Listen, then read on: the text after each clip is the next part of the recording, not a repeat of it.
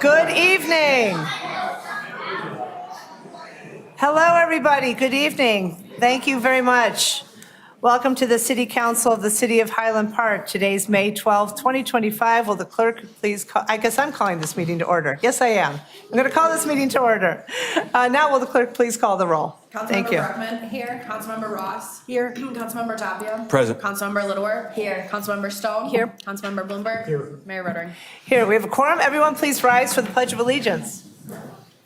I pledge allegiance to the flag of the United States of America and to the republic for which it stands, one nation, under God, indivisible, with liberty and justice for all. I am seeking a motion to approve the minutes of the regular City Council meeting held April 28, 2025. So moved. Second. All in favor say aye. Aye. Any opposed? Hearing none, the minutes are approved. We have a motion to approve the warrant list. Any comments or questions on the warrant list? Any from the public? Hearing none, will the clerk please call the vote? Councilmember Brockman. Aye. Councilmember Ross. Aye. Councilmember Tapia. Aye. Councilmember Littleworth. Aye. Councilmember Stone. Aye. Councilmember Bloomberg. Aye. Mayor Rotary. Aye. 7 ayes, no nays. The warrant list is approved. We'll continue now to the report of the mayor. As we have at every city council meeting since October 7th, 2023, an unfathomable 583 days ago, we continue to call for the safe return of all of those who are held hostage in Gaza. We're so grateful for the return today of Idan Alexander, but as time passes, our concern grows and continues to grow for the safety of those believed to still be alive and suffering. We stand in solidarity with all of the families of the hostages, particularly those in Highland Park. We have no appointments this evening. We have 3 proclamations this evening. They are. May is Bike Month. We're proud to recognize the importance of cycling each year as a League of American Bicyclists bronze level bicycle friendly city. Let me read the proclamation. Whereas the month of May has been celebrated for over 65 years as National Bike Month, promoted by the League of American Bicyclists and celebrated in communities from coast to coast. And whereas millions of Americans engage in bicycling because it is an environmentally favorable form of transportation, as well as an excellent form of recreation and physical activity. And whereas the bicycle offers a clean, quiet, affordable, and healthy alternative to automobile commuting. And whereas Highland Park's road and trail system attracts bicyclists each year, providing economic health, transportation, tourism, and scenic benefits. And whereas creating a bicycling-friendly community has been shown to improve individual health, well-being, and quality of life, growing the economy, attracting tourism dollars, improving traffic safety, supporting student learning outcomes, and reducing pollution, congestion, and wear and tear on our streets and roads. And whereas the City Council adopted the Highland Park Complete Streets Policy on December 11th, 2023, which sets forth the goal of creating a safe, sustainable, attractive, and utilitarian multimodal, say that 3 times, network of streets that balances the needs of all users. And whereas the City of Highland Park is promoting greater public awareness of bicycle operation and safety education in an effort to reduce collisions, injuries, and fatalities, and to improve health and safety for everyone on the road. Now, therefore, I, Nancy Rotary, Mayor of the City of Highland Park and the City Council of Highland Park, do hereby... I'm going to talk a little more and then we'll get to the good part. Sorry about that. I feel you, buddy. I totally do. Hereby declare May 2025 as Highland Park Bike Month and encourage all residents to use the bicycle safely for transportation and recreation. And with that, I am pleased to recognize Matthew Arbit, who is representing the city's Transportation Advisory Group, to accept the proclamation and share a few words. Welcome, Matt. Thank you, Mayor. It'll be very few words. Thank you, City Council. Thank you, staff. It is my privilege to receive this proclamation on behalf of Highland Park's Transportation Advisory Group and the Bicycling Committee. The bicycling community. Highland Park continues to be certified, as the Mayor mentioned, as a bike-friendly community through the League of American Bicyclists. We are one of just 14 such certified towns in Illinois. May is Bike Month. There were 2 key activities going on A couple of weeks ago, there was the Park District's Star Wars-themed Empire Bikes Back event for kids and families. I brought my granddaughter. It was great because just before we started out, I was advised that the bike I had for her was woefully ill-suited for the task. Coming up, the Historic Preservation Commission will have a bike tour of select homes and the Sunset Terrace neighborhood. If you have interest in that, it's Sunday, May 25th, Saturday, May 31st. Only 4 miles with a stop at Exmoor Country Club, too. The town's Complete Streets policy, as mentioned in the proclamation, was passed December of 2023 and is a key step in making Highland Park an even better, even safer place for cyclists and pedestrians. In fact, studies show that the approach to designing complete streets that Highland Park has adopted reduces motor vehicle-related crashes, pedestrian risk, and bicyclist risk. We look forward to strengthening the partnership between the city, the Park District, and the knowledgeable residents that make up the Bike Walk Highland Park program. Through closer collaboration early in the planning and design process, we will deliver better solutions and results for Highland Park at a lower cost to taxpayers. Thanks very much. Thank you. Thank you.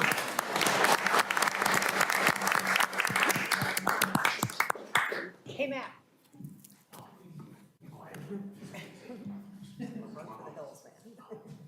Thank you. Thank you. You got this. Right.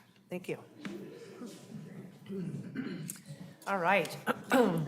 For more than 40 years, Highland Park has stewarded our rich architectural heritage through the Historic Preservation Program, administered by the Historic Preservation Commission and dedicated city staff in the Department of Community Development. The city's Historic Preservation Program has grown throughout the years to encompass more than 75 local landmarks, 3 historic districts, and 5 National Register districts. I have a proclamation. Whereas historic preservation provides continuity with the past, protects valuable architectural resources, invests in neighborhoods, fosters local pride, and teaches future generations local history and architecture. And whereas in 1982, Highland Park was the first Illinois community to submit a multiple resource nomination to the National Register for its historic properties, and on August 8, 1983, Highland Park City Council adopted the city's first historic preservation ordinance. And whereas in October 1985, Highland Park was among the first communities in the state to be designated a certified local government with the Illinois State Historic Preservation Office. And in 1988, Highland Park conducted its first Preservation Award ceremony. And whereas in November 2022, the City Council adopted the city's first preservation plan, setting forth the city's vision and goals related to preserving the city's architectural and historic resources. Whereas in 2025, Highland Park celebrates the 42nd anniversary of its historic preservation program and its preservation efforts, including its 77 local landmarks, its 3 historic districts, and its 5 National Register districts, while encouraging community partnership, local development, and distinctive, attractive places. And whereas the Historic Preservation Commission embraces the opportunity for organizing education and outreach events that promote the positive value and importance of historic preservation in May, such as the city's annual Historic Preservation Award ceremony and historic bike tours. And whereas the rehabilitation of historic buildings, such as Sparkling Springs Well House, located at Grange Road and Park Avenue West, is a wise investment that supports local architects, craftsmen, and builders, suppliers, and community businesses, contributes overall to the city's financial strength. And whereas through historic preservation, we see that the greenest building is the one that is already built, and that the preservation of our built environment saves critical resources and sustains our natural environment. And whereas many important contributions in the fields of architecture, landscape architecture, and local and American history are found here in Highland Park. And whereas stewardship of our historic built environment, its natural setting, and the meaning and memory of our community is a shared responsibility for all ages, all walks of life, all backgrounds. Now, therefore, I, Nancy Rotary, Mayor of the City of Highland Park, and the City Council of Highland Park, do hereby proclaim May 2025 as National Historic Preservation Month and call upon the people of Highland Park to join in recognizing and participating in this special observance. So many, many thanks to the Historic Preservation Commission, which is led by Chair Seth Pines, Director of Community Development Joel Fontaine, and the Community Development staff team. Community education and advocacy is at the heart of this program, and we encourage everyone to save the date for the annual Historic Preservation Bike Tour on May 25th and May 31st. Explore multiple boy-built homes. How many people know what boy-built homes are? I know you do, Nancy Webster, okay. So Nancy, do you want to tell what boy-built homes are, or no? I would love to. Okay, in like 2 sentences, what are boy-built homes?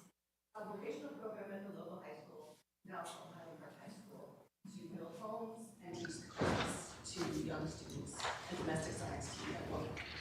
Exactly, wonderful. So Highland Park High School students learn these wonderful skills and built homes that are still standing in Highland Park. The Sunset Terrace neighborhood and the surrounding area along this roughly 4-mile route. RSVP for the bike tour and learn more about historic and significant properties in Highland Park at cityhpil.com/HPC. Another important annual initiative of our Historic Preservation Program is the presentation of the Historic Preservation Awards. We're pleased to welcome Community Development Director Joel Fontaine to present the awards. Thank you, Madam Mayor. The Historic Preservation Commission got together and went through the Preservation Awards process this year. We had 2 judges, Jean Sogan, former HPC commissioner, local historian, and bike tour guide. She'll be on those bike tours with us. And Rhoda Pierce, former HPC commissioner and local historian, were the judges. There were 2 award winners this year. 1442 Forest Avenue won the Restoration Award.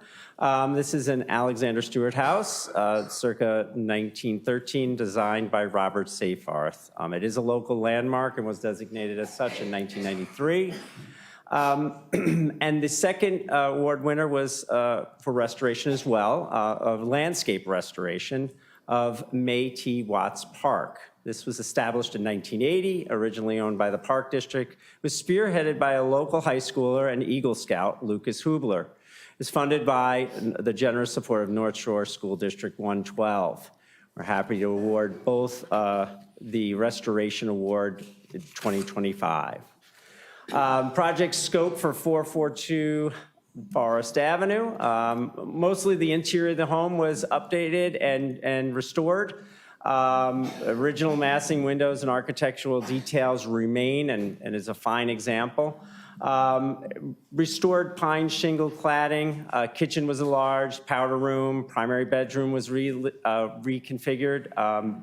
Interior paint throughout, bathroom remodel, and original windows restored, which is a really key element of historic preservation. This was completed last year in 2024. Let's take a look at some pictures. So here are the before pictures of this wonderful home and the after pictures. Quite substantial. And so definitely a wonderful award winner here for everyone to enjoy. Thank you. In terms of May T. Watts Park, again, this was a landscape restoration award spearheaded by high schooler Lucas Hubler. He's also an Eagle Scout, and was funded by District 112 and Dr. Lubfeld. Removed debris, dead roots, branches, cleaned the park up, restored trails, importantly, inside the park with gravel that really make it visually much more attractive. It installed signage throughout and QR codes for educational purposes. Planted multiple different species and installed a learning circle pavilion with seats. So let's take a look at the before for May T. Watts Park and the after. So wonderful restoration again. Congratulations and nice work on this, and really a contribution to the community, definitely. And I just point out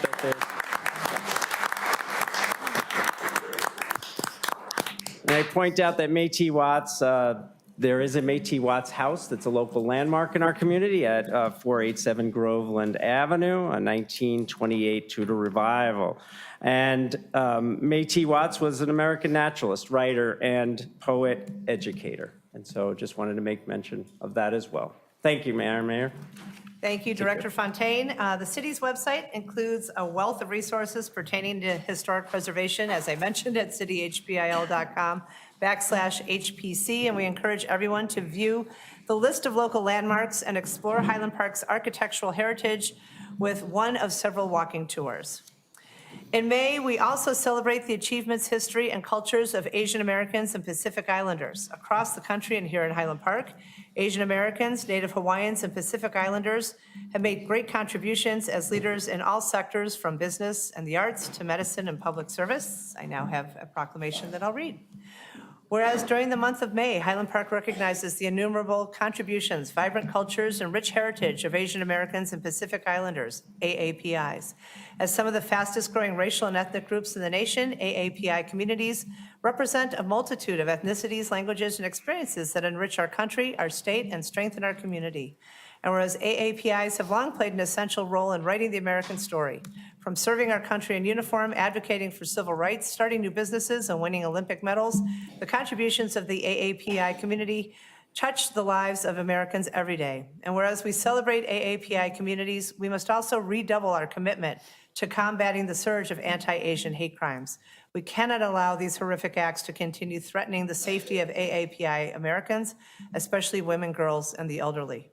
And whereas generations of AAPI individuals have demonstrated resilience and determination in the face of adversity, we will continue to stand against those who look to eliminate the recognition, celebration, and acknowledgement of contributions of the AAPI community. And whereas as we work to ensure that hatred has no safe harbor in Highland Park's future, we must confront shameful chapters in our nation's history, and we will continue to root out racial injustices of our past and advance equity for all Americans as we move forward. Now, therefore, I, Nancy Rotary, Mayor of the City of Highland Park, and the City Council of Highland Park do hereby proclaim the month of May as Asian American and Pacific Islander Heritage Month. I encourage all residents to learn about the heritage and contributions of Asian Americans and Pacific Islanders. And with that, I will invite Councilmember Yumi Ross to accept the proclamation and to say a few words. Thank you, Mayor. Thank you. As council knows, my mother, Atsuko, who passed last year, was Japanese, and I can't resist adding that she worked hard to further relations between Japan and the U.S. through the arts, so she'd be thrilled that I'm speaking on this topic tonight.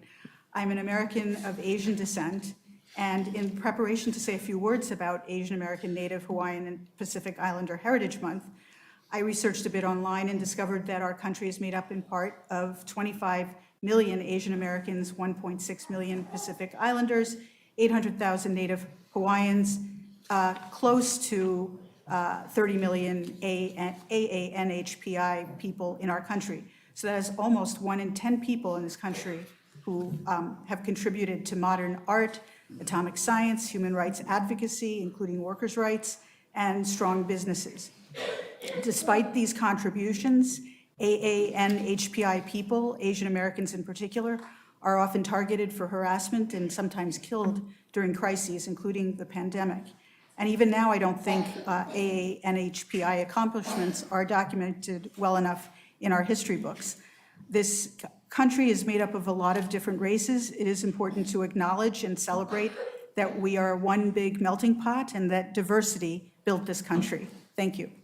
Thank you, Councilmember Ross. We're proud.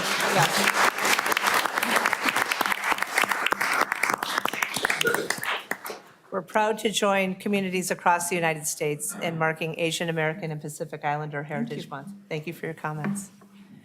Under other business, we would like to recognize outgoing council member Kim Stone. And so I have some comments that I'd like to share. I know others have comments they'd like to share. I see your parents in the front row. Thank you for joining us. Thank you for lending us Kim for the last 12 years. And I will get to it. Councilmember Stone, Kim, tonight we recognize your service to our community with heartfelt appreciation for someone who's been a cornerstone of our city council for the past 12 years. Your service to Highland Park has been nothing short of extraordinary, and your legacy is imprinted in the fabric of our city.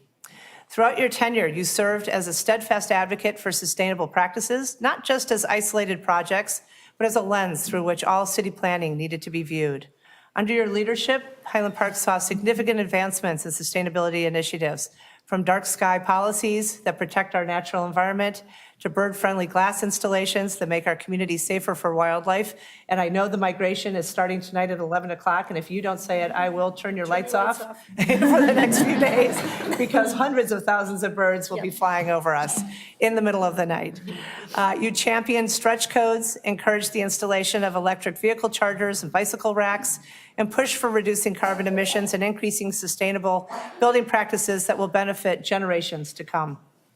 Your commitment to sustainability wasn't just a part of your work, it was the foundation of it. You worked hard to educate our community and to ensure that sustainability was woven into the decision-making process across all areas of our city's development. Because of you, Highland Park is not only greener and more forward-thinking, but it is also more resilient.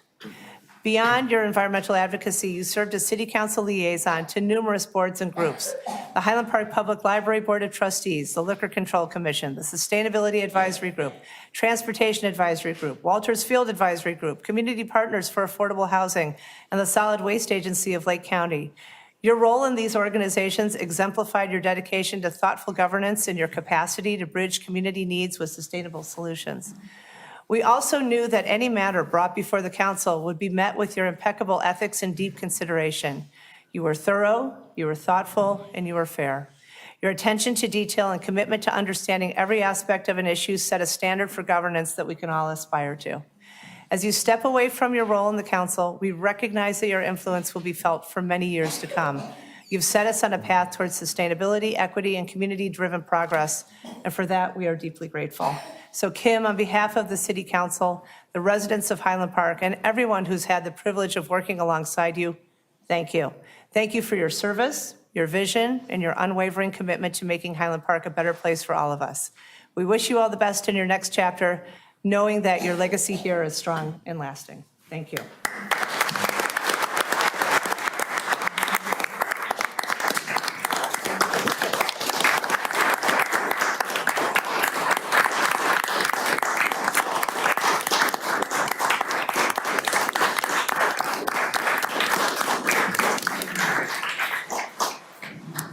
I know other council members have comments they'd like to share. Councilmember Bloomberg. Thank you.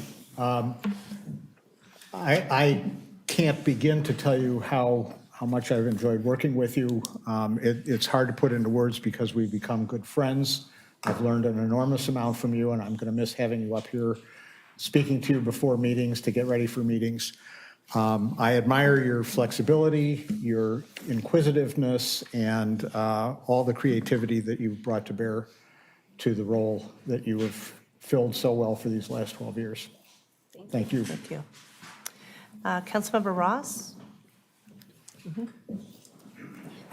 I wrote out my remarks. Kim, you pointed out to me earlier today that while the rest of council have served with you for 10 years, more than I have, we have actually known one another longer, starting with global warming awareness advocacy that we were both separately involved in, and then when you spoke up about pesticides in Highland Park playing fields. I want to greatly thank you for your steadfast commitment to environmental sustainability in all the work that the city does. You always kept your eye on that ball so that everyone on council knew that we could count on you for that. And while you could sometimes be pigeonholed as only caring about green issues, for as long as I've been on council, I've seen that you read the packets thoroughly and spoke up about all issues, including good design. And I really appreciated that you kept your eyes peeled for design issues and alerted me as soon as you spotted a potentially problematic design that you felt would matter to me too, and it always did. Over the last 2 years, I've mentioned to you, Kim, that while we have voted differently on some big issues, it meant a lot to me that you were always respectful of my point of view. And I also appreciated that as a newcomer to City Council, you were generous with your knowledge and patiently explained city policies and processes to me. And by the way, Annette, you did as well for quite a few hours, all very helpful. I really appreciate it from both of you. While you value that the city has those processes, despite your years on council, or maybe because of those years, in my experience of what I witnessed, you never became complacent. You would question how we do things and why do we have to keep doing things in a certain way. I found you ever open to different approaches the city could take in the work that it does. You are an honorable person who worked hard to give to our community a healthy climate and a healthy city to live in. And as I said, you care about design, whether of signs, buildings, or bridges, and have an eye for it. And I'll make this plug again, good design is enormously important. Kim, you made great contributions to our city and community. I thank you for all your years of highly impactful service. You truly changed our city for the better. Thank you. Thank you. Councilmember Tapia? Yeah, you know, I've learned many things from you, Kim, especially with your experience many years before I started 4 years ago.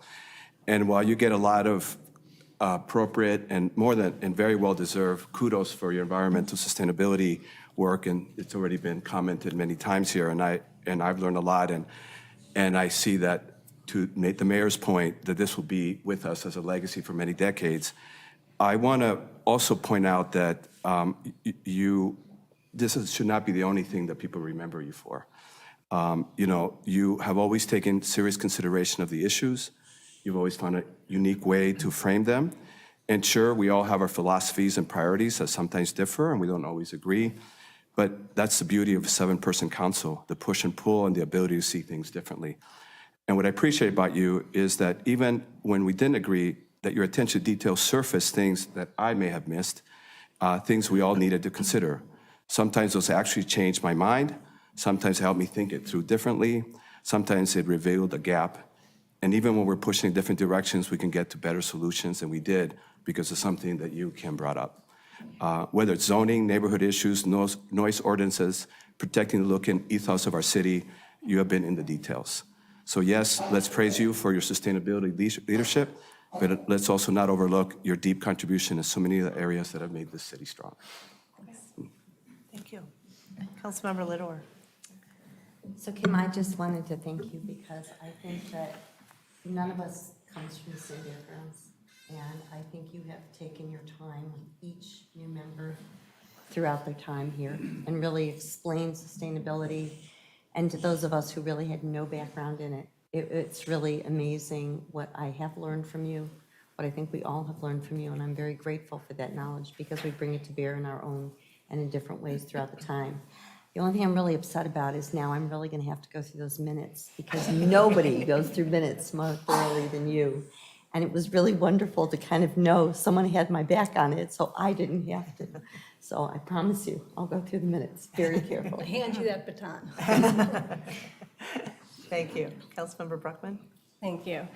Today we recognize and honor someone who has truly shaped the heart and future of Highland Park, Councilmember Kim Stone. After 12 years of dedicated service, today marks your last day on the City Council. And while it's a time of transition, it's also a time for deep gratitude.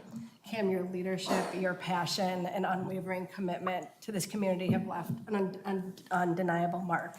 You have been instrumental in shaping Highland Park into the vibrant, sustainable, and forward-thinking city it is today.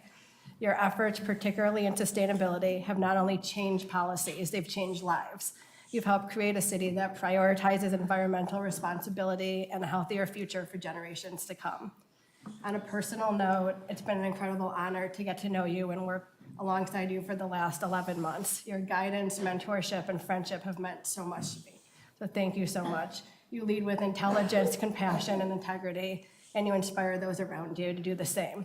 We will deeply miss your presence at City Council, and your legacy will continue in the work that you've championed in Highland Park. Thank you so much for everything that you've done. Thank you, Bruce. Thank you. Do you want to hear from Jenny Futterman, who I think had something to say? Jenny? Sure. Hi. Hi, it's Jenny Futterman. Thanks for giving me a few minutes here. I'm here to thank Councilwoman Stone for 12 impactful years of public service to our community. I'm grateful for her tireless work to protect our city's natural spaces, waterways, and clean air for future generations of Highland Park families like mine. HP has become a leader on environmental action among Illinois communities thanks to your ability to approach climate change solutions with both a scientific and economic lens in ways that benefit all residents for years to come. I look forward to seeing her work continued by Councilwoman Center and the rest of our members to ensure the city stays resilient in the face of increasingly severe and frequent weather events. I would also like to thank her for the hundreds of hours spent reading agenda packets, asking tough questions, overseeing advisory committees, and for keeping her office door open for anyone with concerns, kudos, or complaints. You have served Highland Park with dignity, integrity, transparency, compassion, fairness, and warmth, a true gift in today's political landscape. Some folks here may know me from Go Green Highland Park, and I owe that to a kind council person who agreed to chat with a new mom at Riva Dolce a decade ago. We were still relatively new to Highland Park and had moved from Portland, Oregon, a very green city, and I was looking for a way to become environmentally active. A friend suggested I reach out to her, and a week later, over scones, Councilwoman Stone told me about various groups that I could work with to help make a difference. I'm thankful that the conversation led me to Go Green Highland Park, where I've been able to work with the city to bring environmental events, programs, and education to residents over the past 10 years. It's truly been rewarding. I wish you well in your next chapter and appreciate all you've done for us. You've been an invaluable addition to the City Council and will be greatly missed by many. Thank you, Councilwoman Stone. Great, thank you.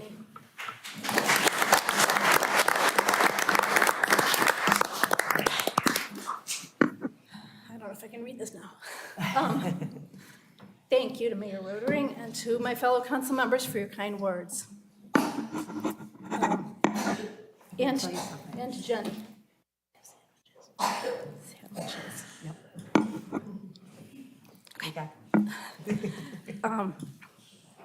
Serving on the council this past 12 years, I've worked hard to bring forward-thinking, thoughtful leadership to matters that are deeply important to Highland Park.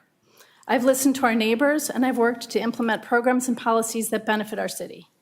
I'd like to share highlights of some of those projects, many of which I've spearheaded. And I also want to take this opportunity to shine a light on some of the many people who've worked to make these achievements possible. We have a very strong team at the city, led by City Manager Newkirk.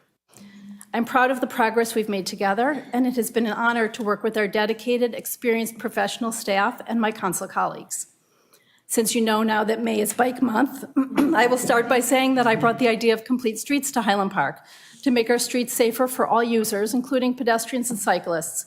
I worked closely with former planner Lee Smith, resident Peg Lemley, and others to develop Highland Park's first non-motorized transportation plan, Bike Walk 2030, which was updated to become Move HP. Thanks to Community Development Director Joel Fontaine, who played a key role in the adoption of a standalone complete streets policy, and to Manny Gomez and members of Bike Walk Highland Park and the Transportation Advisory Group, who worked towards improvements that led to Highland Park's bike-friendly community designation. We have filled gaps in the sidewalk network, enhanced connectivity by adding wider sidewalks to Walker and Clavey roads, diverted the McClory Trail out of the Ravinia train station parking lot, added a bike shelter and fix-it stations in Ravinia, and more. I look forward to completion of the new pedestrian and bicycle bridge over the highway at Deerfield Road that is currently in the planning stages. Highland Park has an innovative, sustainable fleet policy, which has improved the fuel efficiency of our vehicles and enabled purchases of hybrid and electric vehicles that save taxpayer dollars and are better for the environment. We have also saved money by incorporating energy efficiency into city buildings and parking lots, which could not have been accomplished without the dedicated team at Public Works, led by Director Ron Bannon and his predecessor, Ramesh Kanapareddy, and our fleet managers, including retired Police Commander Jerry Cameron. So much of the city's work focuses on infrastructure, such as roads, bridges, and sidewalks. The city now specifies warm mix asphalt for road projects, resulting in lower emissions from repaving projects. I'm proud to have been involved in ensuring that the new Ravinia Fire Station included strong energy efficiency features, and I'm very thankful to Fire Chief Schragi back there for his support on that aspect of the project. I'm pleased that the city now includes environmental impacts and operating costs and analyses of proposed projects and purchases. Highland Park was one of the first communities chosen by ComEd for LED streetlights, thanks to my nagging. We have achieved designation as a Soul Smart community. We've updated the processes to make it easier for residents to install renewable energy. We've been a leader in electric vehicles. Highland Park was one of the top communities in the state for the number of electric vehicles per capita, and I advocated for new parking lots to be built ready for EV chargers. We're also on track to be an EV-certified community. Building on the legacy of former council member Steve Mandel, who created the volume-based trash system in Highland Park, I worked to incorporate curbside compost pickup into our program and to add the fabric and shoe collection to our drop-off recycling program. Thanks to Walter Willis of Swalco and the team at LRS for pushing us to be leaders on trash reduction. The Great Lakes are the largest source of fresh water on the planet. As residents of the Great Lakes Basin, we have a special responsibility to protect this water. I have championed efforts to reduce pollutants going into Lake Michigan and reduce flooding, from the coal tar sealant ban to our pesticide-free lawn care practices to permeable alleyways and parking lots. Thanks to Don Jensen and his team for upgrading the water plant systems to ensure our drinking water is safe, and to current and former chairs of the Sustainability Advisory Group Stuart Wagenius, Brent Ross, Kelly Nichols, Jay Futterman, and others, and to Assistant City Manager Erin Jason, her predecessor Rob Sabo, and Assistant to the City Manager Ashley Palbitska for their dedicated work on sustainability issues. Thanks to Deputy Public Works Director Joe O'Neill, City Forester Ben Miller, we have prioritized pollinators, creating habitat along the McClory Trail, in part due to a grant that I recommended from ComEd to help with that habitat. We require neonicotinoid-free plants, say that 3 times, for city planting projects, and that makes them non-toxic to pollinators. We've changed our lighting code, as the mayor mentioned, to require dark skies compliant lighting in some construction projects, reducing light pollution and protecting birds, pollinators, and wildlife. The dark skies also allow us to view the wonders of the night sky from Highland Park, including the northern lights. Thanks to Donnie Dan for educating us on bird-friendly building design, which helps protect the many species of birds that live here for summer all of the year. And you already heard that they're going to be migrating through Highland Park along the flyway tonight. So in the next few nights, please make sure your lights are off overnight. I'm proud to have voted to adopt one of the only assault weapons bans in Illinois, and thankful to Mayor Rodering, former Councilmember Paul Frank, and Corporation Council Elrod for their leadership on this issue. Highland Park has been at the forefront of being a welcoming community, and we've put in writing our values in a statement against hate. Thanks to Police Chief Lou Jogman for his leadership on creating the city's shared principles of public safety. This is especially important at the current moment in this country. We've protected the health of people in our community by passing Tobacco 21 and banning the sale of unregulated and dangerous THC products. We've supported the arts, and I'm thankful to Jennifer Dotson and the Cultural Arts Advisory Group for appointing the city's first poet laureate, Laura Joyce Hubbard, and for our commitment to maintain and expand the public art collection. The arts have always played an important role in Highland Park and have been a crucial element supporting our community in the aftermath of the shooting. Highland Park is very well managed financially with a balanced budget and AAA bond rating thanks to City Manager Newkirk, Finance Director Christy McCullough, and the entire team. During my service on the council, with the leadership of former Finance Director Julie Logan, we stabilized pension funding, and I worked with her to update our investment policy.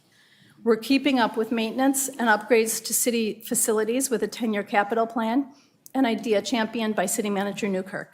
And we are able to plan ahead for improvements like the library expansion, the streetscape on 2nd Street, replacement of the furniture throughout downtown, and renovation of the Moraine for use as a senior center and banquet facility, which provides more accessible services for seniors and also generates income for the city. Thanks to Laura Fry for her management of senior services and her vision for the new facility. After the Fort Sheridan Open Lands Preserve was closed for several years during COVID, I worked in conjunction with Lake County and the military to reopen it. Through my council position, I was also able to lead a successful advocacy effort that resulted in Pace Suburban Bus committing to electrify their bus fleet, participated in creation of a climate action plan for the Chicago region, and helped develop the EV readiness program. I'd like to thank my family and friends for their support so I could devote time and energy to my responsibilities on the City Council. Over the past 2 decades, I am proud to have made significant contributions to our city. It's no secret that I'm passionate about environmental issues. I hope our City Council will continue to lead on sustainability. Highland Park is a city that other municipalities look to as an example of smart government and a vibrant, sustainable community. Thank you again for the privilege of serving Highland Park.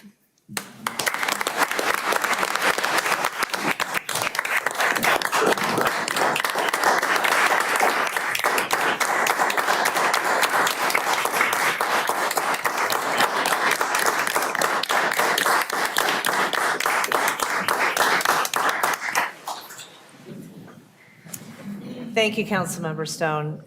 It has truly been a privilege to work with you, and we hope you won't be a stranger. Business from the public is always You'll see available. me. We look forward to hearing from you. And at this time, I'm going to be seeking a motion to recess so that we can administer the oaths of office to our newly elected and re-elected council members. During the recess, all of us will clear the dais, and then we will be administering the oaths of office in alphabetical order. And I will be delighted to administer the oaths of office for council members Bruckman, Center, Lidower, and Tapia. Judge Sharmila Manik is going to administer the oath of office for Councilmember Tapia. And then we'll pause after each oath of office for a brief photo with family and friends. And then following those oaths, we'll return to the dais and resume the meeting with a roll call followed by the remainder of our agenda. And so with that, I am seeking a motion to recess. So moved. Second. All in favor, say aye. Aye. Thank you.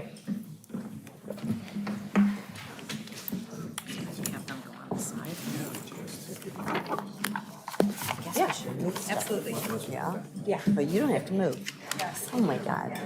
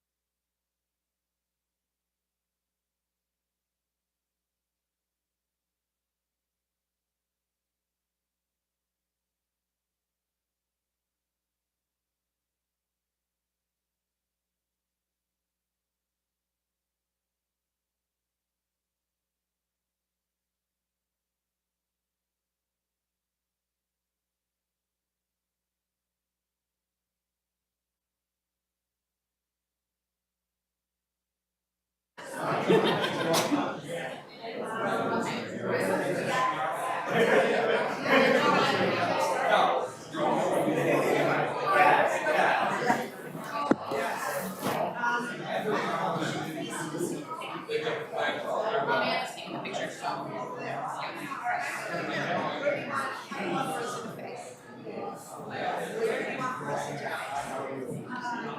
don't want this microphone in this picture.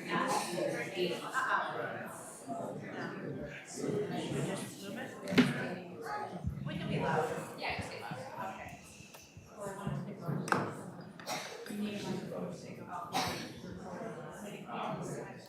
Okay. We don't want it in the picture. It's close. We'll be loud.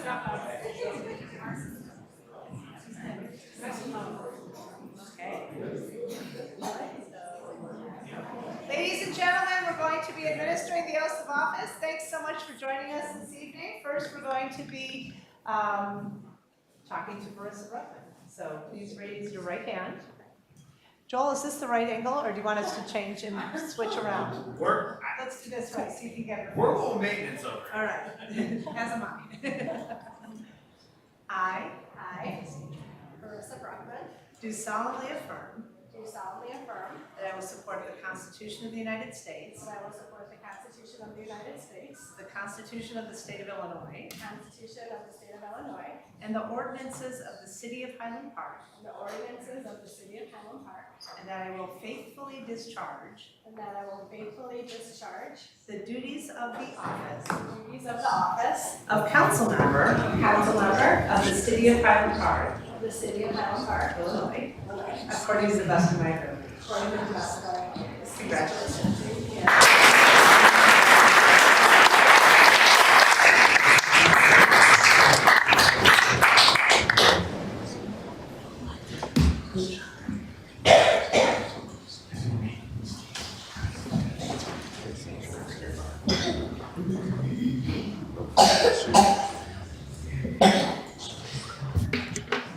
Thank you.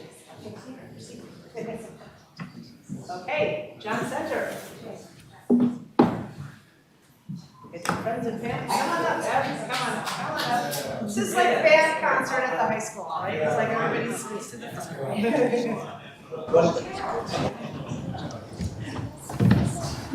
You good? All right. I, John Center, Do solemnly affirm do solemnly affirm that I will support the Constitution of the United States, that I will support the Constitution of the United States, the Constitution of the State of Illinois, the Constitution of the State of Illinois, and the ordinances of the City of Highland Park, and the ordinances of the City of Highland Park, and that I will faithfully discharge and that I will faithfully discharge the duties of the office of council member the duties of the office of council member of the City of Highland Park, Illinois, of the City of Highland Park, Illinois, according to the best of my ability. according to the best of my ability.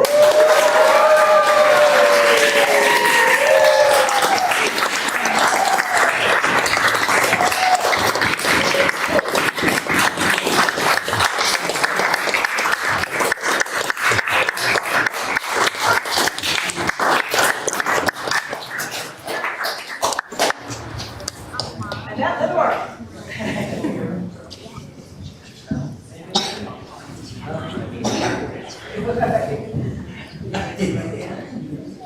I, do solemnly affirm that I will support the Constitution of the United States, And I will support the Constitution of the United States, the Constitution of the State of Illinois, the Constitution of the State of Illinois, and the ordinances of the City of Highland Park, and the ordinances of the City of Highland Park, and that I will faithfully discharge and that I will faithfully discharge the duties of the office of council member the duties of the office of council member of the City of Highland Park, Illinois, of the City of Highland Park, Illinois, according to the best of my ability. according to the best of my ability.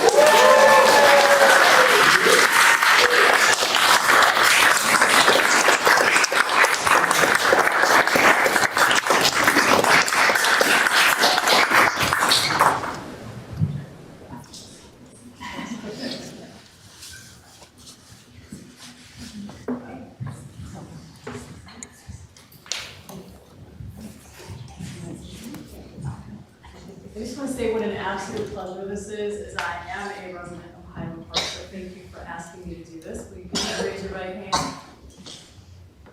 Repeat after me. I, State your name. Andres Tapia, Do solemnly affirm do solemnly affirm that I will support the Constitution of the United States, that I will support the Constitution of the United States, the Constitution of the State of Illinois, the Constitution of the State of Illinois, and the ordinances of the City of Highland Park, and the ordinances of the City of Highland Park, and that I will faithfully discharge and I will faithfully discharge the duties of the office of council member the duties of the office of council member of the City of Highland Park, Illinois, of the City of Highland Park, Illinois, according to the best of my ability. according to the best of my abilities. Thank you.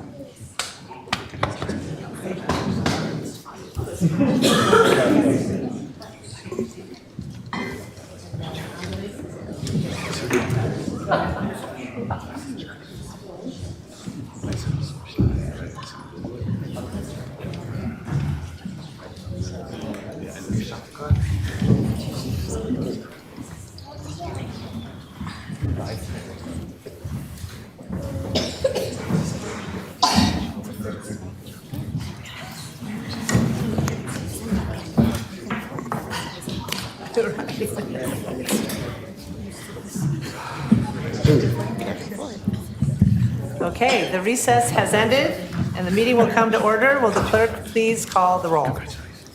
Councilmember Center, Present.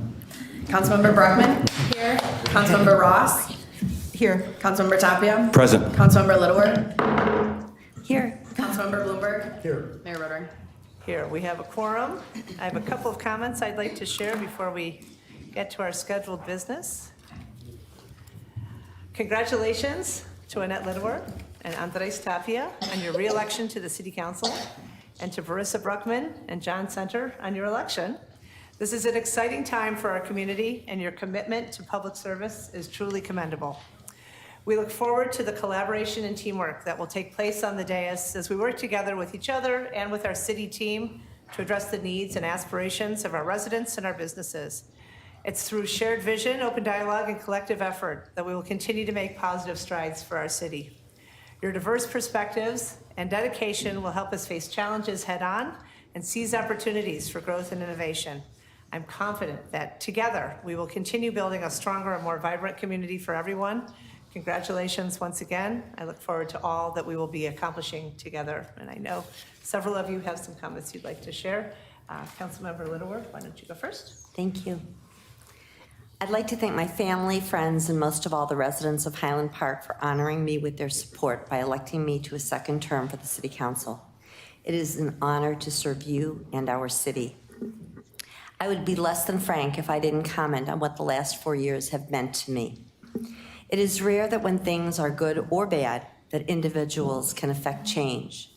By electing me 4 years ago, and again last month, you entrusted me with that opportunity. The opportunity to help guide our community to affect change, however large or small, and to enrich life's experiences. No one could have predicted COVID and its impact, the shift in economic trends, or a horrific shooting in our city, least of all during the 4th of July parade, an honored tradition here. But Highland Park came together. No one could have predicted the wars and rage and rise in intolerance around the world. But we are resilient, and while we don't always agree on how, we get to the why, and we work to find the solutions that best fit our community. We heal by moving forward with new programs, maintaining and enriching our infrastructure and security, educating and supporting our staff, incentives, beautification, and vibrancy.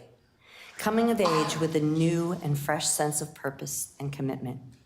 Highland Park has done that by working to honor and memorialize those affected by the shooting, by bringing in new businesses, encouraging development, while working to retain our city's character and enhance and sustain our natural resources, from the trees and lake to our buildings, streetscapes, and storefronts.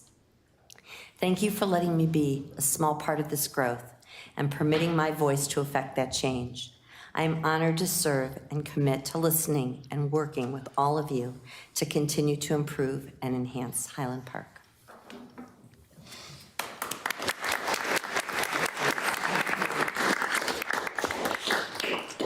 Councilmember Tapia. I decided to answer the question of why did I choose to serve.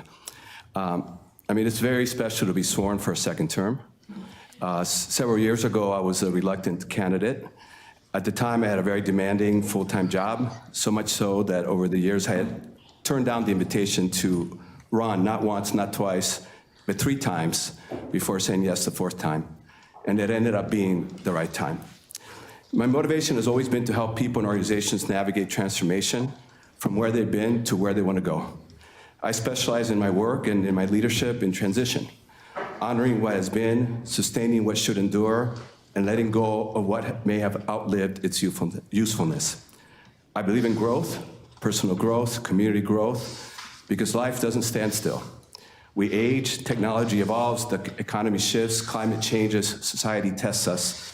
And so we must be rooted in our values and be adaptable in our strategies. Leadership means not settling for what is when it no longer is serving us. It means asking what we haven't yet considered. We must protect what we love about our city, but also be open to evolving it, welcoming new people, new ideas, new ways of solving problems. We've all seen leaders outside of this community who only know how to break things, and also others outside of here who just barely keep things going. But that's not who we are. Here in Highland Park, we have shown that we're committed to thoughtful progress, grounded in what's been built and inspired by what is possible. I come into the second term more grounded, more knowledgeable, and more ready, because I sure was green 4 years ago. And what's had the deepest impact on me is the idea of being a representative of the people. That phrase has taken root in me. To represent the people is a serious calling. It means listening to diverse voices and navigating paradoxes when needs don't align, when change is hard, when decisions are complex. But even when we disagree on how to get there, we often share the same destination. That's what will guide us, a common mission, shared values, and commitment to work together through challenge and change for the benefit of our residents and all those who live, play, dine, shop, and study in our great city. And with all that, I look forward to having raised my hand and having said yes. I will serve this city for 4 more years, honorably and with a full awareness of the responsibility that has been entrusted in me. Thank you.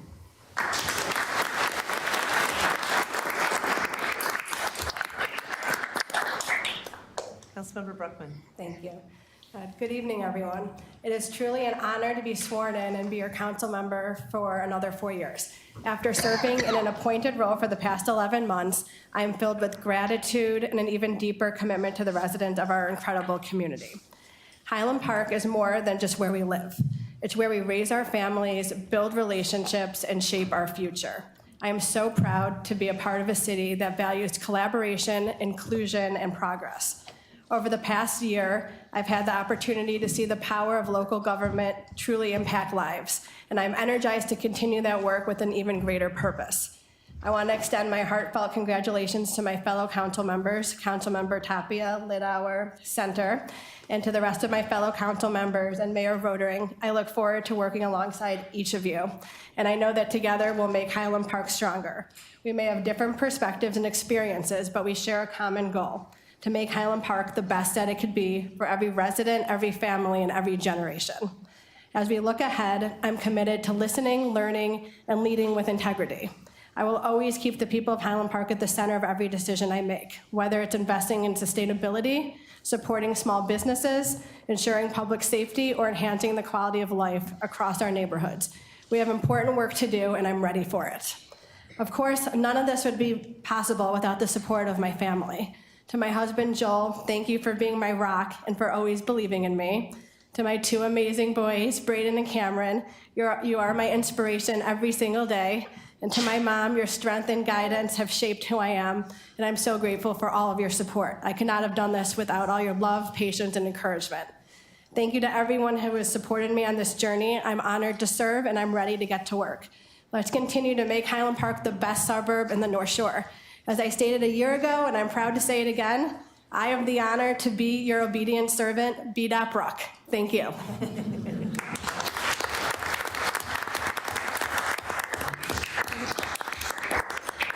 Councilmember Center. I apologize in advance. My comments are a little longer than they're, mostly apologize for the kids, as well as all of the people in the room who are getting sick from my daughter. First, I want to thank Kim Stone for her 12 years of dedicated service to Highland Park. She made an extraordinary impact on our community, notably through her unwavering commitment to environmental sustainability. We heard the laundry list of things that she accomplished during her tenure, and we really are all better off, and our future is stronger because of the values that she prioritized. I'm really grateful for the opportunity to continue building on the foundation that she established in this regard. Like so many of us here today, I'm a born and raised Highland Park resident with a deep passion and love for our community. Just like those who sit beside me as my now fellow council members and those who have served before me, I decided to raise my hand to help. It's a privilege to live here, surrounded by people who care deeply about this town and continuously invest their time and energy to make it better. I'm honored to join their ranks. I'm incredibly excited to bring my unique skills, experience, and enthusiasm to the council and the community at large. As a CPA with over a decade of experience at the global accounting firm Ernst & Young, I understand how to identify opportunities for fiscal prudence and enhanced transparency. As a CFO of a real estate investment company, I bring a strategic mindset and a commitment to supporting small business growth and community vibrancy. And as a parent of young children, I have the motivation to enhance our community for today, tomorrow, and for the day when my kids return back home, back to the home that they grew up in, just like I did. I also recognize that I have much to learn, and I'm committed to being a student as much as I am a leader. I want to thank my wife, Becky, and my kids, Jesse and Olivia, for their incredible support throughout the process. Campaigning was emotionally trying, and their unwavering support and encouragement kept me going. I also want to thank my parents for instilling strong values in me, reminding me that the cream rises and to always take the high road. There were moments when I questioned whether I should continue, but I felt a deep obligation to see it through, to set an example for my children to persevere no matter how difficult the journey might be. Thankfully, this one ended in a victory, and I'm grateful for that. I'm also profoundly thankful for the overwhelming support from the community. So many people stepped up in unimaginable ways, offering their time, resources, and encouragement, whether through contributions, volunteerism, or sharing a kind word. Your belief in me made all the difference. I wish I could thank everyone individually, but at the risk of challenging Cory Booker's new filibuster record, I will refrain.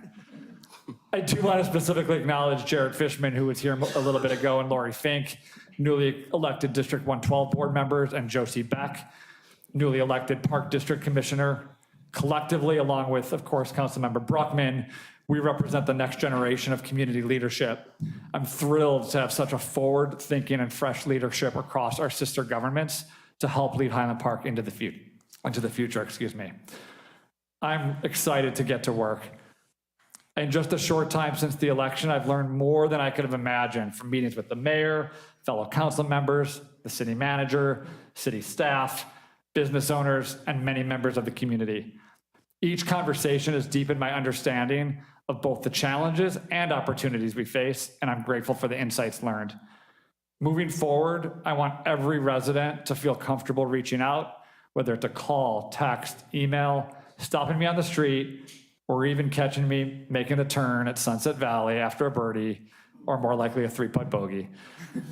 I'm committed to maintaining an open door policy and staying connected to every part of our community, whether you live on the east, west, north, or south side, whether you're a family with kids or an empty nester, whether you live in an apartment, townhouse, assisted living facility, or single family structure, and whether you own a dog or even a cat, but mostly dogs. I am here to serve everyone in Highland Park. and ensure that every resident feels heard. We are fortunate to have such a dedicated city staff led by City Manager Newkirk, who work tirelessly every day. As a council, we have a tremendous foundation to build upon, and I'm eager to collaborate to drive economic growth, enhance community vibrancy, and embrace a work, live, play mindset. By focusing on attracting new businesses, supporting existing ones, and improving livability for families looking for their forever home, we can help Highland Park become the premier destination on the North Shore.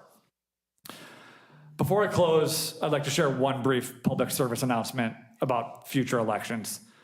The public discourse I experienced during this campaign, at times marked by misinformation, personal attacks, and unnecessary divisiveness, should never happen to anyone who steps up to serve. It's okay and even healthy to have differences of opinion, diverse perspectives, and prioritize different initiatives.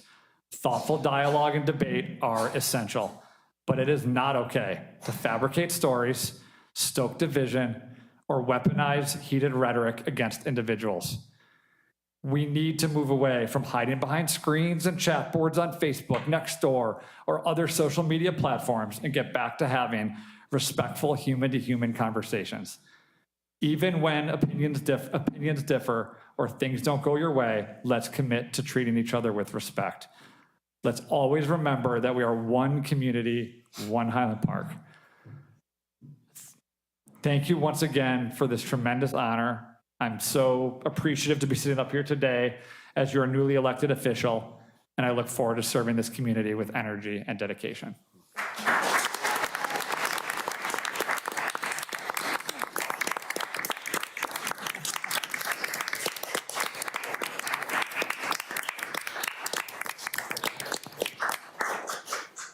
Thank you. Councilmember Ross. I just lost my screen here. I do want to say how much I appreciate what you just said, Councilmember Center, and I thought that was just beautifully put, and really every part of your comments. And mine are going to be really brief. I want to congratulate, and I do want to say that I'm new to not being the new person. I want to congratulate my colleagues, council members Tapia, Lidauer, and Bruckman in alphabetical order. For winning re-election. You each bring something different but really important to our work together. You work very hard and are very passionate about serving our city. I really look forward to continuing our work together. I also want to congratulate John on winning a seat on council. As I shared with you, John, I enjoyed getting to know you over lunch recently. You bring additional youth, warmth, enthusiasm, and a strong background in finance for work on our budget and an open mind. I also look forward to working with you and with the entire council. And as we continue on our city council journey together with a new team member, may we all build relationships and work as a team in the most collegial and best ways possible, because that is the surest way to do great work for our community. Thank you. Thank you.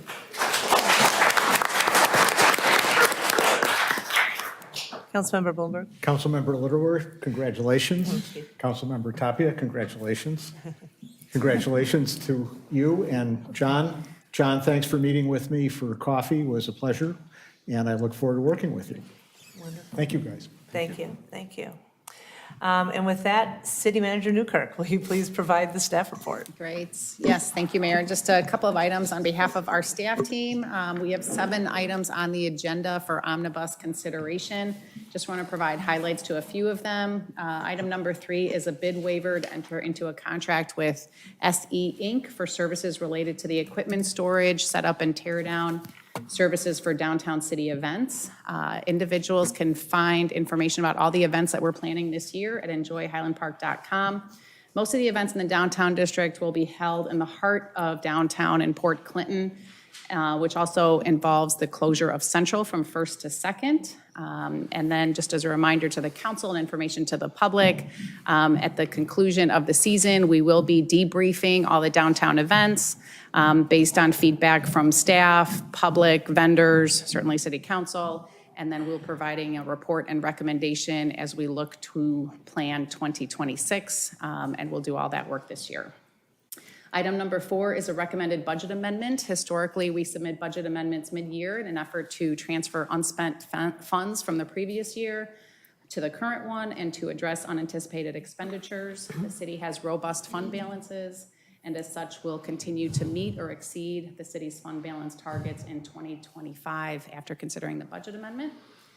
And then at the recommendation of Corporation Council, we updated the resolutions for items number 5 and 6 to reflect approval of the exhibits. Those were emailed to the City Council this morning, so 5 and 6 are recommended to be approved as amended.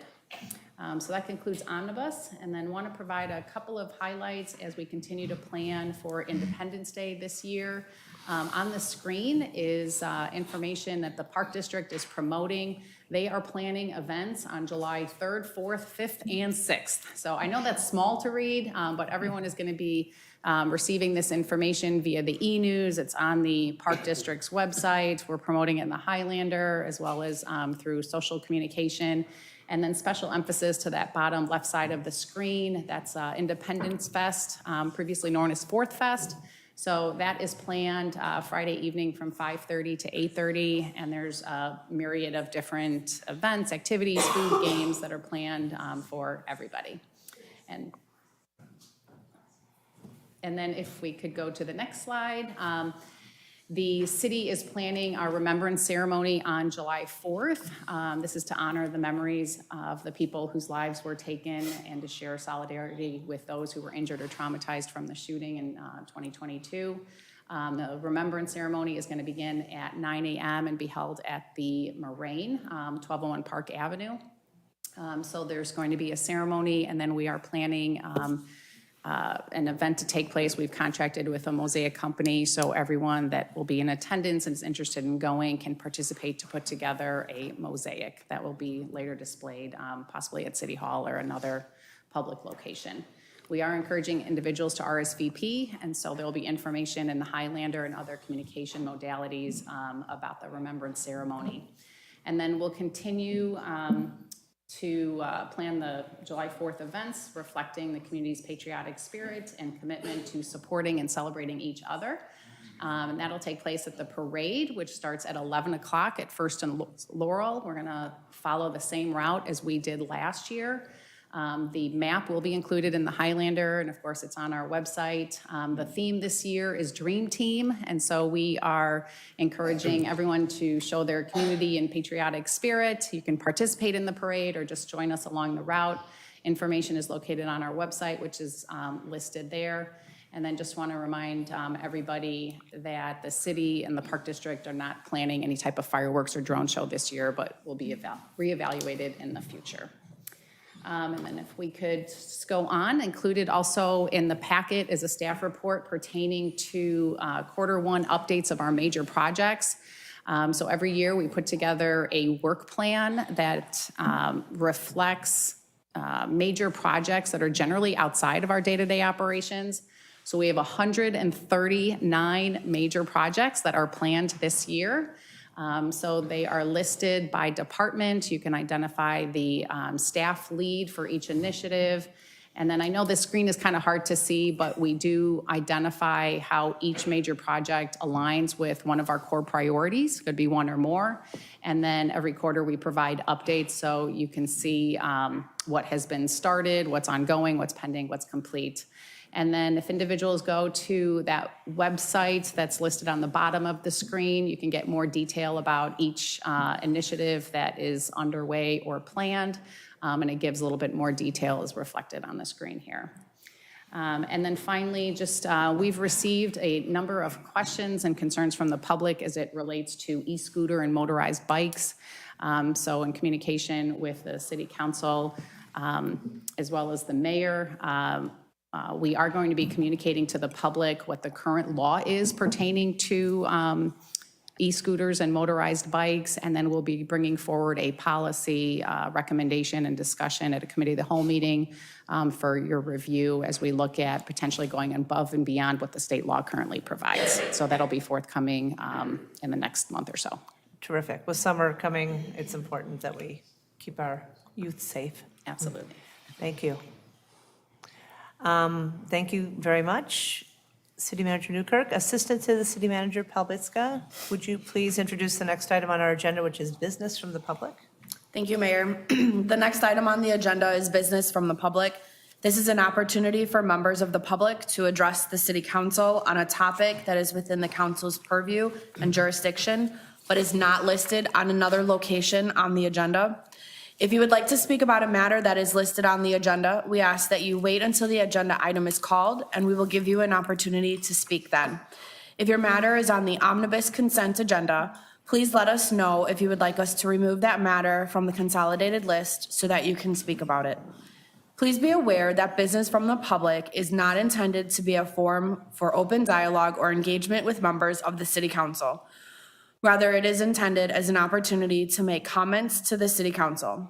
Please do not expect a response from anyone tonight. If appropriate, questions may be directed to the City Manager or other city staff. All comments should be directed to the City Council. All speakers will be limited to 3 minutes. We request that speakers refrain from throwing objects or using noisemakers, and that the public not applaud or make other comments after any speaker. We ask that everyone be respectful, civil, and non-repetitive.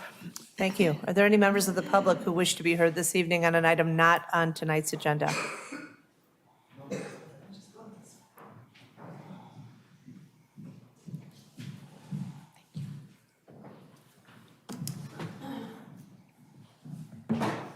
Good evening. Please state your name for the record. Good evening, Erwin Bernstein. This past Saturday, over 300 members of our community joined to decorate pots for Mother's Day and to raise money to support the Sandy Hook Promise program. I want to thank the mayor for posting a notice of the program, and I want to congratulate the Highland Park community and organizers of the event, Honey and Allie Bronson, my daughter-in-law Carly Bernstein, my daughter Dana Carmen, and my wife Jill Bernstein. The day was wonderful with a constant flow of parents and children getting together and decorating gifts for our community's mothers. Their work and the community's support raised well over $10,000 for a great cause, turning tragedy into transformation. While the country is divided on gun regulation, very few citizens argue against education to prevent tragedies. The Sandy Hook Promise organization has helped educate over 35 million Americans to know the signs and take positive steps to avoid gun violence. So thank you all for helping. Thank you. Thank you very much.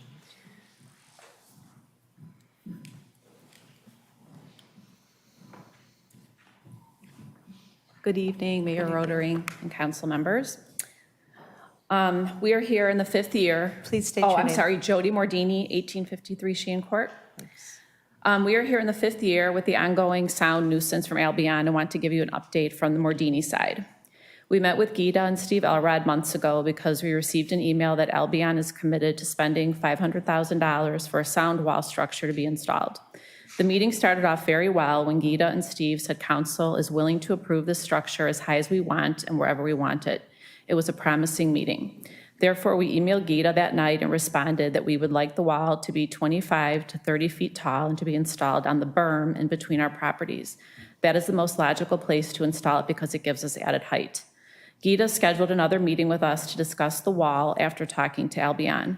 We went back with some of our neighbors and they said that they can only do 12 to 15 feet high. We responded, that will only cover the first row of air conditioners. They proceeded to show us a graph that did not depict our house, showing that this would help stop some of the sound. They proceeded to tell us that the sound wall structure will encroach on our property with pillars supporting the sound wall. This is devastating. Everyone knows, per the city ordinance, you cannot build a structure on the property line. Furthermore, this will be devastating to our property value and block more sun and air movement.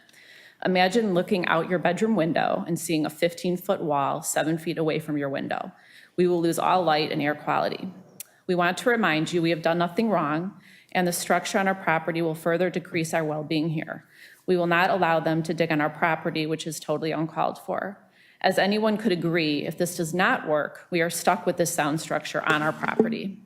We are fine building the sound structure wall on the berm where it belongs. Our family has nothing to lose. Albion said, we have sprinkler lines there, and we said, We have many more utility structures underneath our property, including storm sewer, fiber optic, and gas lines. We were there when they built this berm. There was nothing inside that berm that would prevent Albion from putting the sound structure there. We have also recommended getting Kinetic Sound Engineering involved, to which Kinetic replied that they would be willing to meet on site for a better solution to redesign the louvers or install sound panels. It's been 2 weeks and we have not received an answer from Albion, but we did receive an email from Gita on May 10th stating that Albion is probably not interested because they have worked with Kinetics in the past. But Kinetics talked to us saying that they have new ideas and materials that may help with this problem. We appreciate the city bringing Albion and us together to work as a team and try to resolve this problem. Thank you.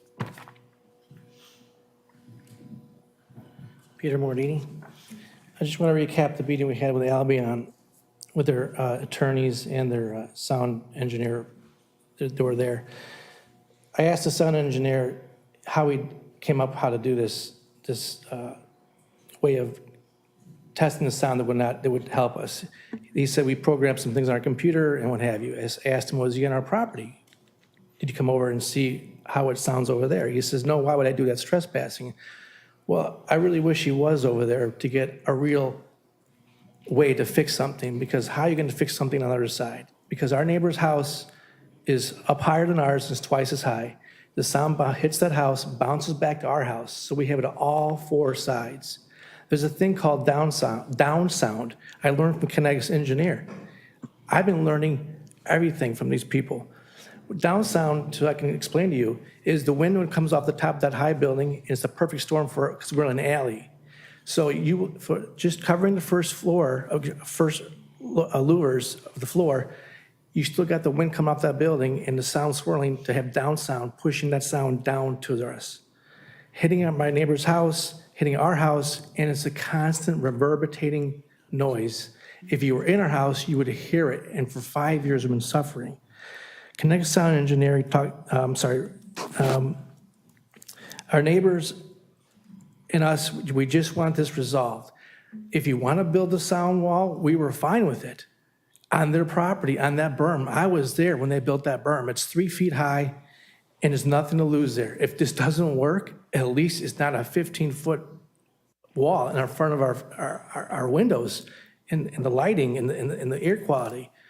We've gone way too long, and they said we will have to encroach on your property because the pillars have to be 3 feet wide. Well, if they go on their sound berm, they could be wider, even a higher wall. That's why they had to shrink the wall down, because it's on our property line. What I heard today was, in this wonderful ceremony, uphold the ordinance. That's not upholding an ordinance, putting a structure. It's like putting a garage wall, a shed. You're not supposed to do that. This is a sound structure. Leave that beautiful fence we have now with the 15-foot arborvitaes. They would have to tear all that out to put this structure. So please, we're just begging to get this on their side, which is their problem. They're making it more of a problem for us and closing us out. Can you imagine having a wall coming and looking out your window like this? But if it's on their side and where it belongs, it's even better when the sound gets trapped closer to the building. The sound graph, we have a hard time understanding, but if they say it's going to work, then do it on their side. We beg of you. Thank you. Thank you so much. I understand you're continuing to work with the city manager and the attorney to achieve resolution. So I appreciate you coming tonight. I'm sorry that you needed to bring us an update, and I'm hopeful that there will be resolution in the near term. So thank you so much. Thank you. Any other members of the public wishing to be heard this evening? Hearing none, we will continue on with our scheduled business. As you've heard, items 1 through 7 have been grouped together for omnibus consideration. Please note items 5 and 6 are as amended. And with that, I'm seeking a motion to approve items 1 through 7. So moved. Second.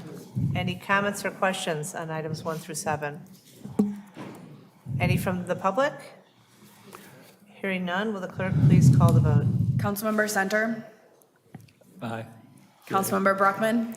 Aye. Councilmember Ross? Aye. Councilmember Tapia? Aye. Councilmember Littlewer? Aye. Councilmember Bloomberg? Aye. Mayor Rotering?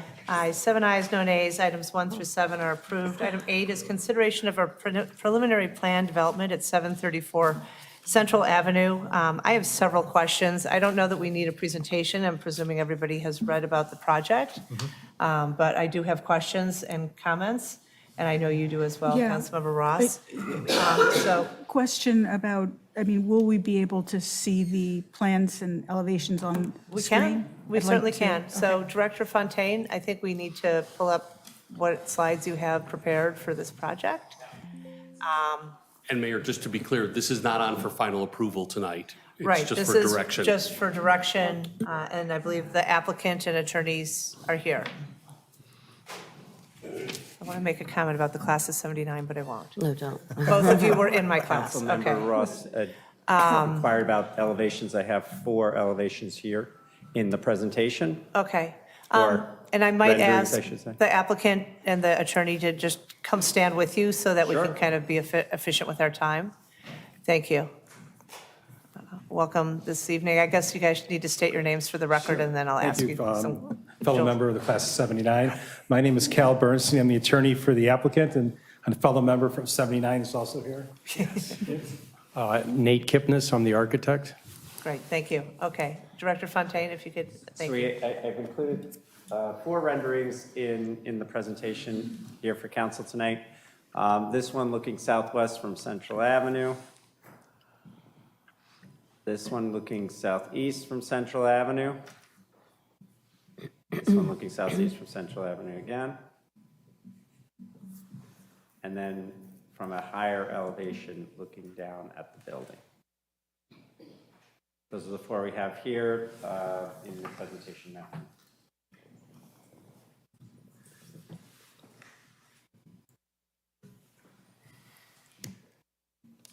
This one does show within the context of the existing streetscape. Right.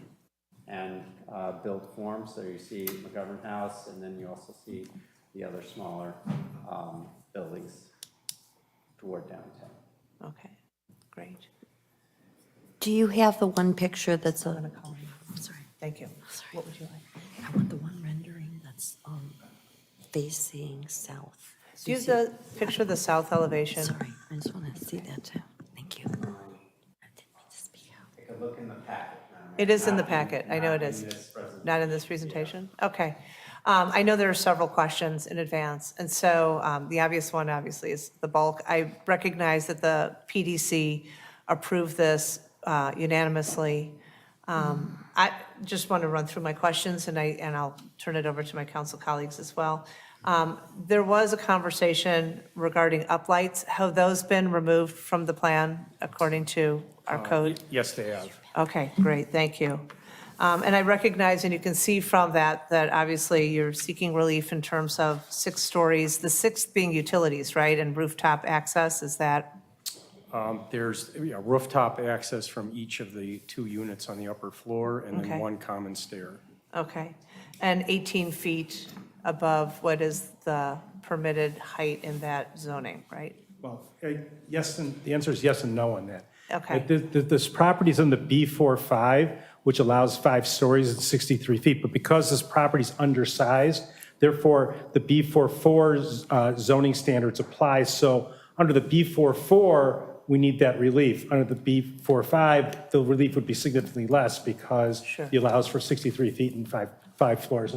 Correct me if I'm wrong, Director Fontaine, but I believe that's correct. So in that case, Yeah. it would be functionally 8 feet versus 18 feet? Correct. Okay. And that just for the rooftop access. Right. Yes. Okay.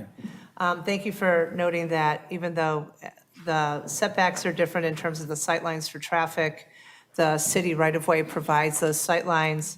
I understand there's no space on the right-of-way for the trees, and that's why you're seeking that relief. And the parking relief, thank you for doing a transit-oriented development. As you've heard this evening, we strongly support those. The fee in lieu, I understand, again, you're constrained by space, so you can't really add a lot more to, it's a 0.8 that we're missing in terms of the inclusionary affordable housing. And I just wanted to confirm, I know under Illinois law, you need to have the wiring and the EV chargers in the garage. It looked like you had those in the report, but I just wanted to confirm that that is Yes. feasible Yep. in there. Okay. Thank you. I know Councilmember Ross had several Yeah, questions. thank you, Mayor. I first I'm going to start actually with a thank you to Nate for listening. I substituted for Councilmember Lidauer at PDC at your first presentation and brought up the fact that the inclusionary ordinance specifically calls for comparable windows, that the original living room had just one small window, and that the inclusionary unit balcony was instead sort of an odd add-on in what I thought was a relatively useless location. Thank you for substituting the sliding doors for that small window and from the living room and moving the balcony in front of those sliders, which is just nicer. I have 4 questions, though. One is why do you have windows overlooking this small roof? I think it's the 4th floor balcony. I don't know, that it seems, from the standpoint of development, unattractive view for the apartment, but I would ask why put a roof on at all? You only have them due to the balconies that creates the roof for the balcony below. Why not skip it? That is one question. Speaking of balconies, why extend, this is just more of a sort of utilitarian question, why extend the balcony from a top floor unit so that the kitchen from a different owner looks over it into the private space of another owner? And it feels like, and I'm glad to see that view, that it would be much better in every respect to repeat what you're doing with the other balconies and use a glass rail for the 5th floor, just like you do on the lower units.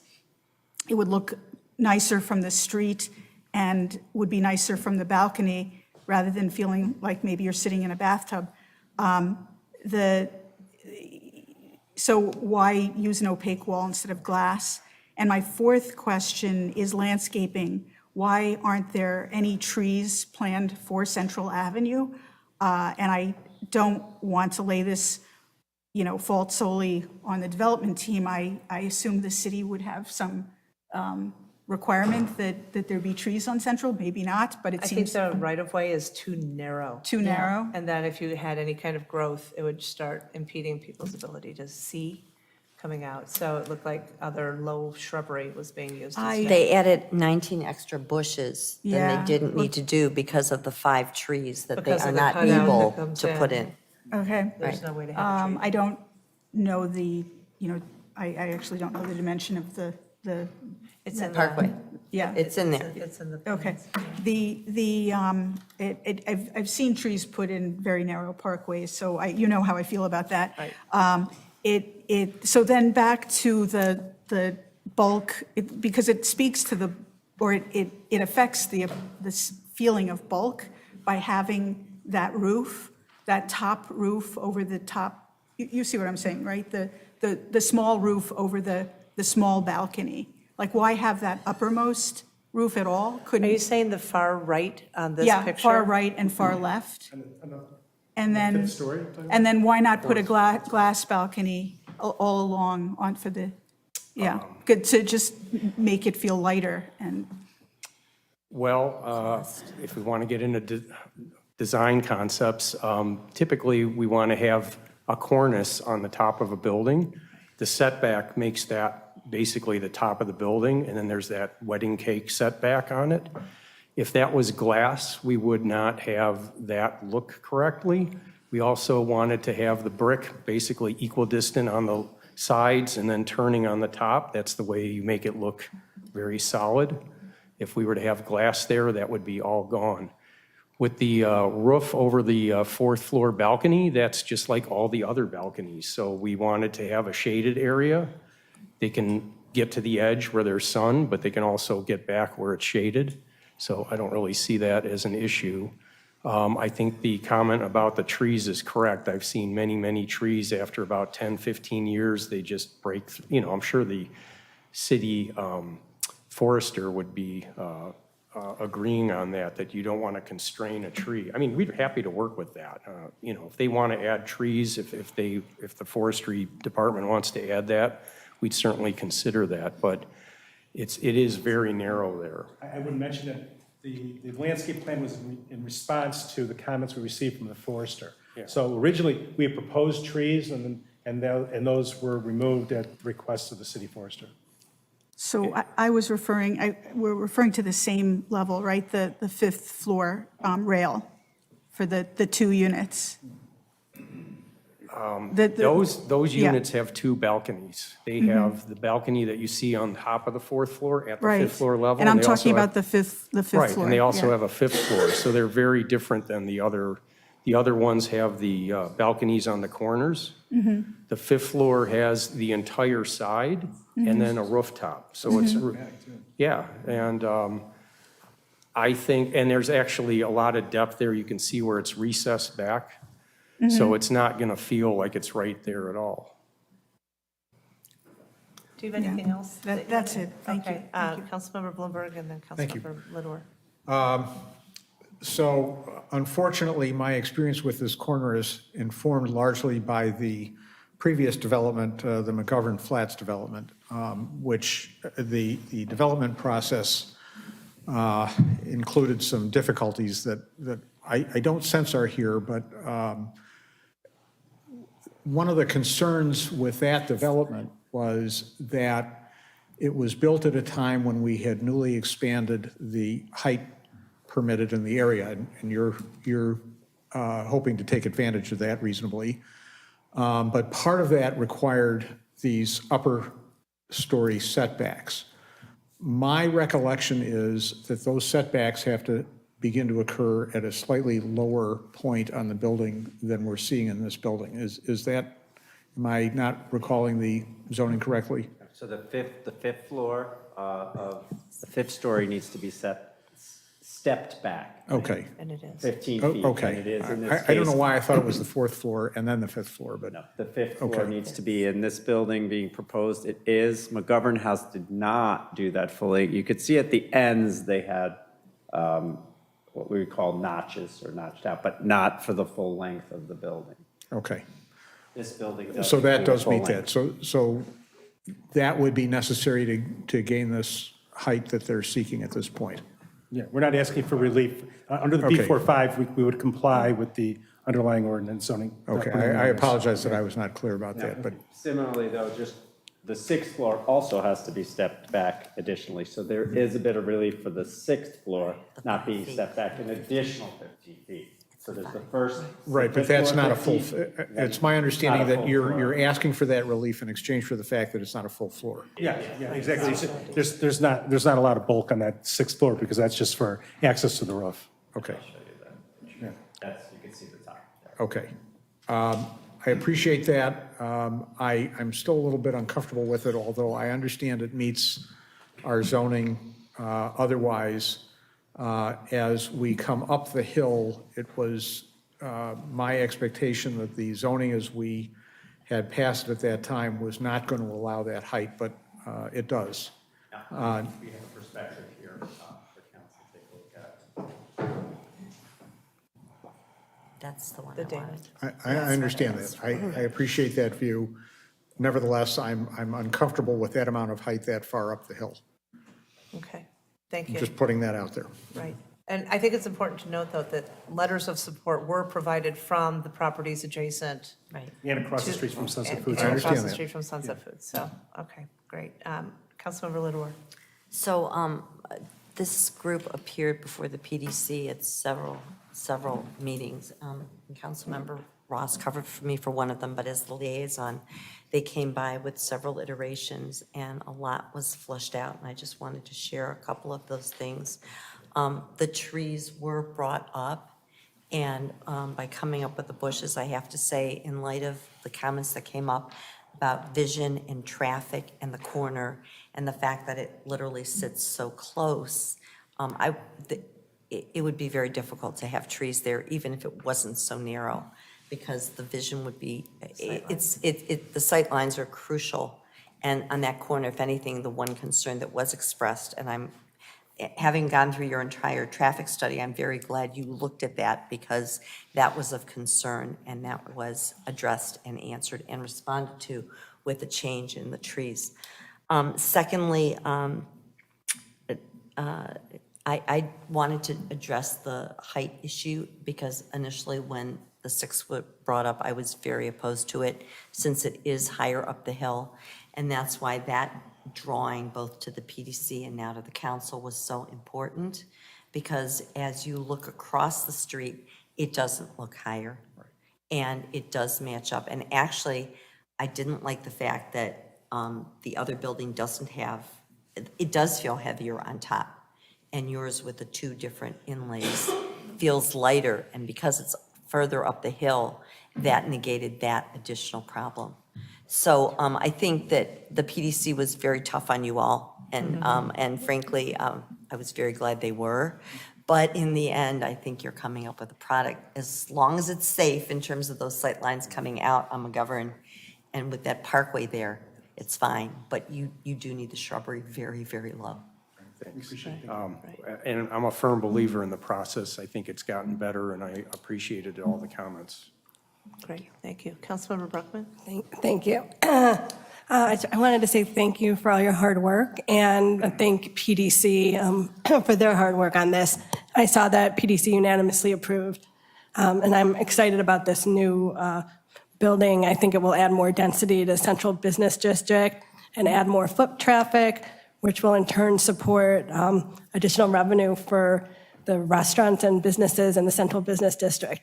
And I think it looks like a beautiful space, beautiful building. So I just wanted to say thank you. Thank you. Great, thank you. Councilmember Tapper? Yeah, going beyond just the structure, I'm just curious about, well, what will be the going market rates for these units? Like what kind of income you're appealing to?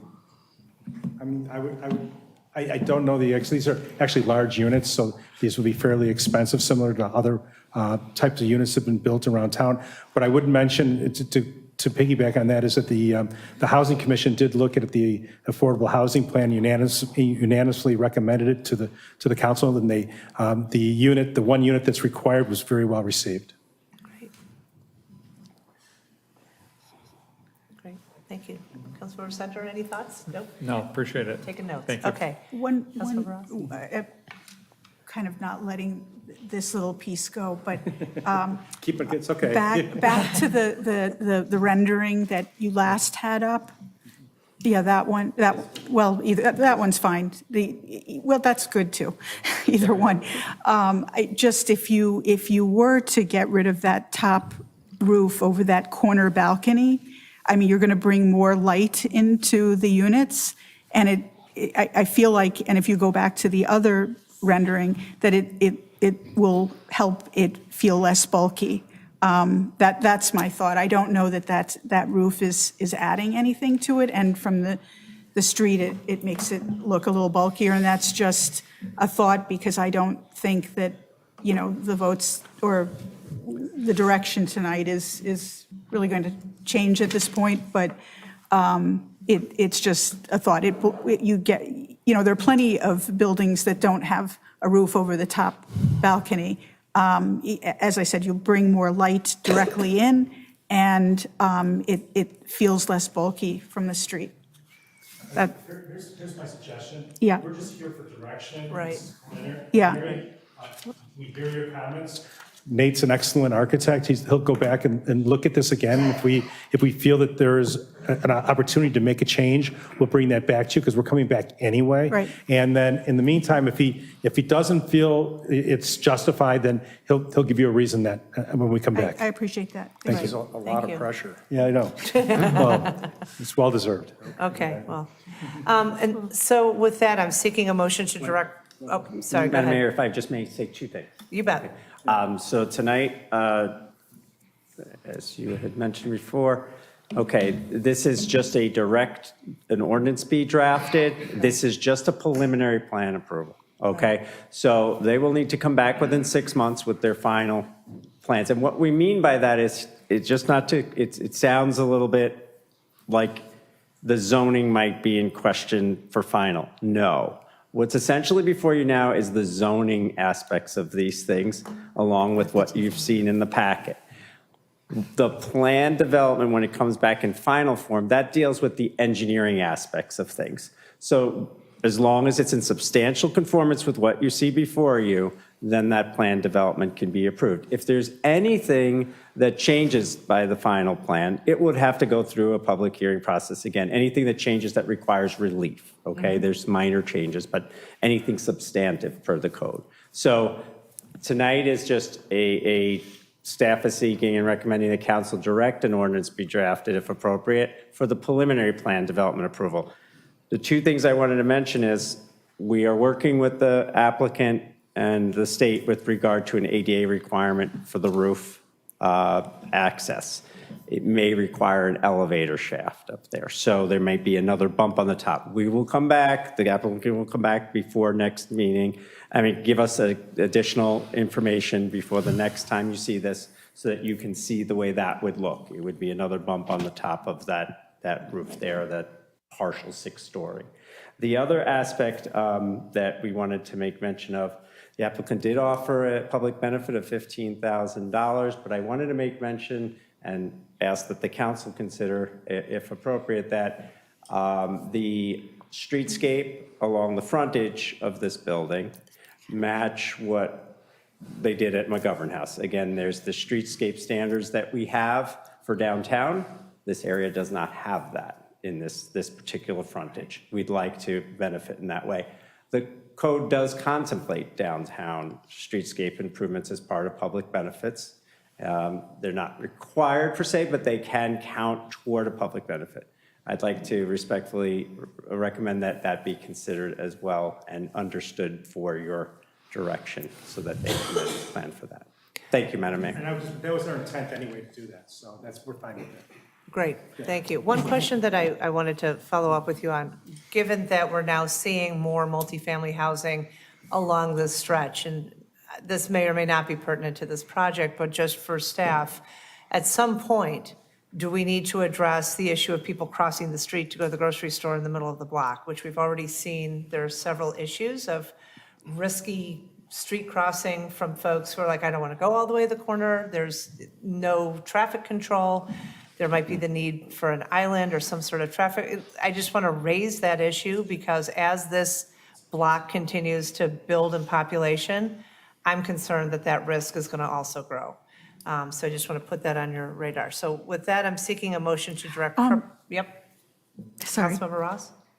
I guess I just wanted to say, having offered some criticism, I want to say again that the inclusionary unit on the second floor, right? It's a second floor with, and I don't know if you can put the plan up for a quick second. It was what, 1,270 square feet, 2-bedroom, I believe. I don't have the plan on Oh, you don't have the plan? Just the, okay, was in the then never mind. But it isn't, I want to offer some praise as well because you made that unit, I thought, a lot nicer with the sliders and the balcony there. And it's just a much nicer unit. Thank you. Thank you, thank you. With that, I'm seeking a motion to direct preparation of an ordinance approving the preliminary plan. So moved. Second. Any further comments or questions? Any from the public? Hearing none, will the clerk call the vote, please? Councilmember Center? Aye. Councilmember Bruckman? Aye. Councilmember Ross? Aye. Councilmember Tapia? Aye. Councilmember Littler? Aye. Councilmember Bloomberg? No. Mayor Rotering? Aye. 6 ayes, 1 nay, and we will see you within 6 months. Thank you. We'll be back with an ordinance. Yeah. To get the For whole the kit preliminary caboodle. plan, Gotcha. then they have 6 months. Okay. We'll see you again. With that, I'm seeking a motion to adjourn this meeting. So moved. Wait, we are having closed session? I beg your pardon. All right, I'm seeking a motion to go into closed session. Move to go into closed session to discuss potential and pending litigation pursuant to 5 ILCS 120/2C11, both. Second. Thank you. Will the clerk please call the vote? Councilmember Center? Aye. Councilmember Bruckman? Aye. Councilmember Ross? Aye. Councilmember Tapia? Aye. Councilmember Littler? Aye. Councilmember Bloomberg? Aye. Aye. Mayor Rotering. Aye. 7 ayes, no nays. We will go into close. Thank you.